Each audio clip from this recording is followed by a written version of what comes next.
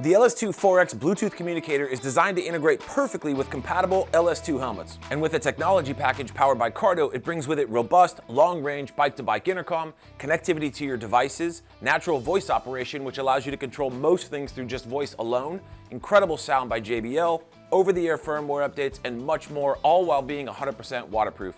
In this video, we'll show you some of the core functionality and how to use it. To power the unit on, just press and hold the outer buttons till you see the blue LED light turn on. Power the unit off by tapping those same buttons simultaneously. To pair your phone, make sure the LS2 intercom is turned on, then just press and hold the center button for about 5 seconds. You'll see the LED start to flash red and blue.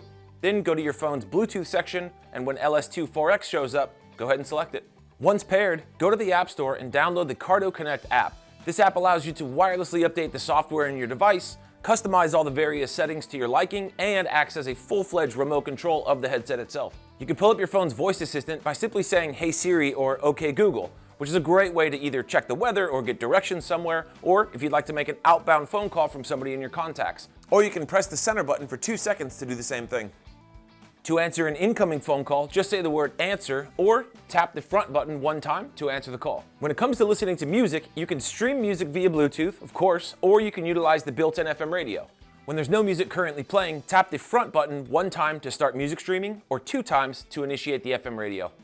While music is playing, a single tap of the front button will skip to the next song or the next FM preset, and a single tap of the rear button will skip to a previous song or previous FM radio preset.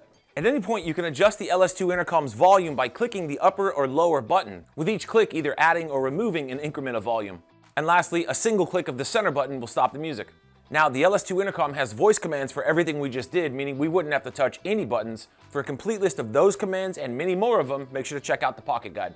And that brings us to intercom. Now, in order for one intercom to communicate with another intercom, they first need to be paired together, and this is how you do it. Press and hold the back button for about 5 seconds until you see the LEDs start flashing red, and inside the helmet you'll hear Rider A pairing. Do the exact same thing on the other intercom.